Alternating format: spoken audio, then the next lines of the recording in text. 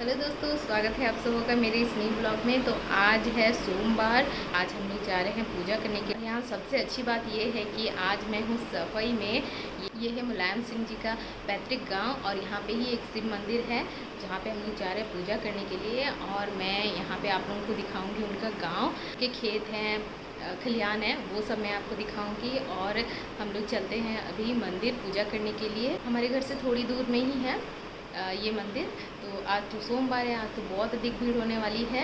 तो चलिए जाके देखते हैं। और ऐसे भी बहुत लेट भी हो गया हम लोगों का तैयार होते होते। तो मुलायम सिंह जी के गांव के मंदिर में पूजा करने चलिए। तो अभी हम लोग आ गए हैं लिफ्ट में और लिफ्ट से चलते हैं नीचे और फिर हमें पैदल ही जाना पड़ेगा कि मंदिर बहुत ही सामने है, बिल्कुल गांव के बीच में है। तो हम लोग पैदल भी जा सकते हैं। देखिए आज रात को बहुत ज़्यादा तेज़ बारिश हुई है, तो देखिए मौसम कितना सुहाना हो गया है। ये है राम गोपाल मार्केट, जहाँ अभी कोई भी नहीं दिख रहा है, पूरा खाली खाली है क्योंकि सोमवार तो सब गए होंगे पूजा करने के लिए। यहाँ पे सारी चीज़ें मिलती हैं।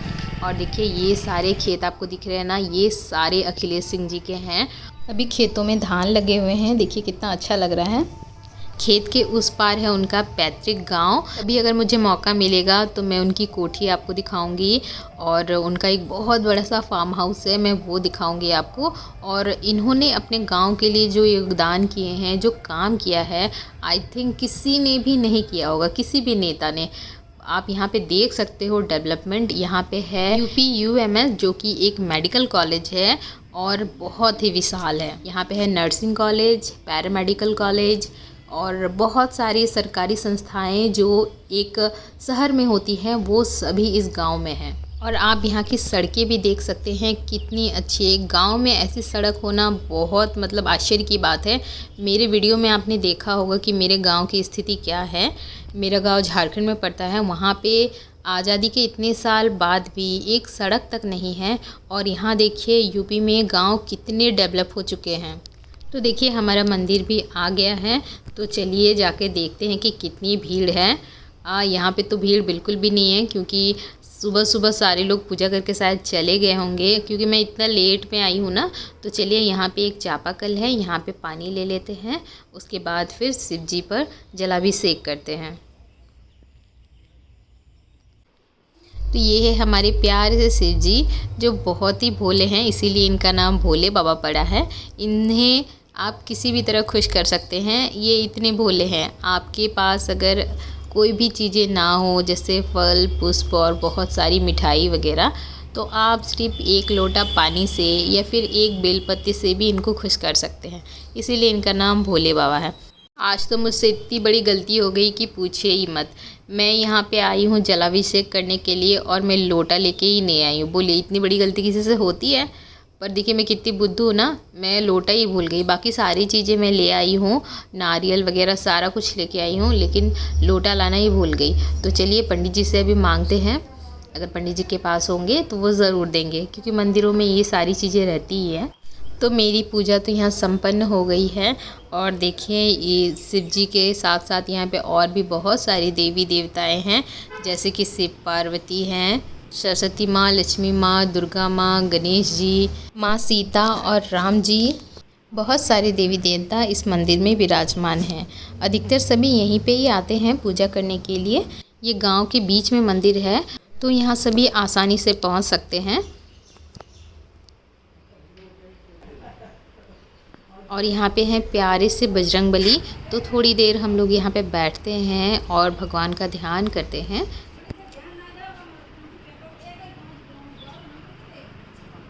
तो देखिए यहाँ पंडित जी हमें कुछ बोल रहे हैं, पर मुझे समझ ही नहीं आ रहा है कि क्या बोल रहे हैं।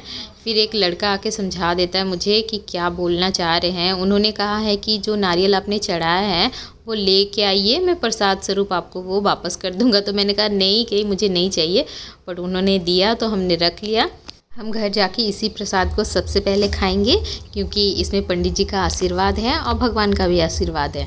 तो चलिए हमारी पूजा यहाँ संपन्न हो गई है। अब हम लोग चलते हैं घर की ओर, क्योंकि जैसे जानते हैं आप लोग कि यहाँ बहुत तेज़ बारिश हो रही, तो कभी भी बारिश हो सकती है।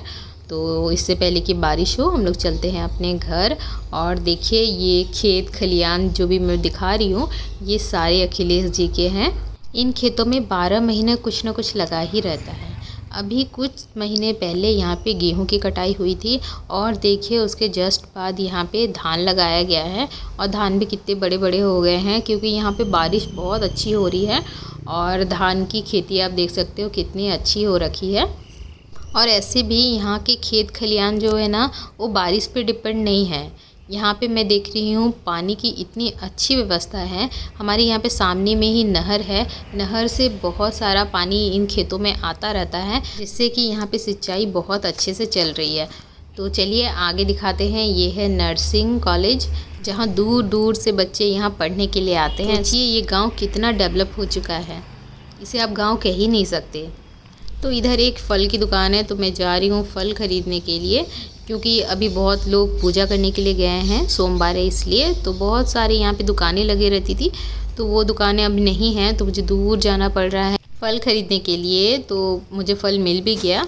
तो चलिए क्योंकि आज तो सोमवार है, आज मुझे फलाहारी बस करना है। तो आज है आखिरी सोमवार तो आप सब भी जाइए शिव जी की पूजा अर्चना करने।